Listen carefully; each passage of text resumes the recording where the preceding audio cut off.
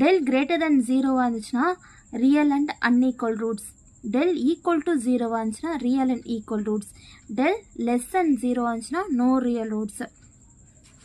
So first sum exercise 3.13 10th max, determine the nature of the root of for the following quadratic equation.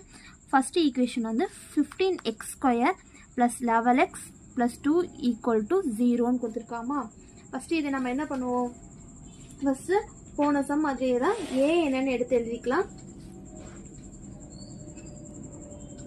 So a equal to 15, b பிளேஸில் என்னமா இருக்குது, b பிளேஸில் 11 இருக்குது, b equal to 11, c equal to 2.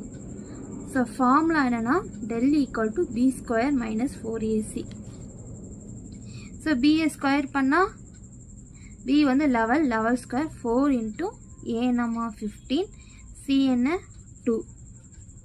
So 11 ஸ்கொயர்னா 121, 415 into 2னா உங்களுக்கு வந்து 120 வருதுமா. So 121 minus 120 வந்து equal to 1.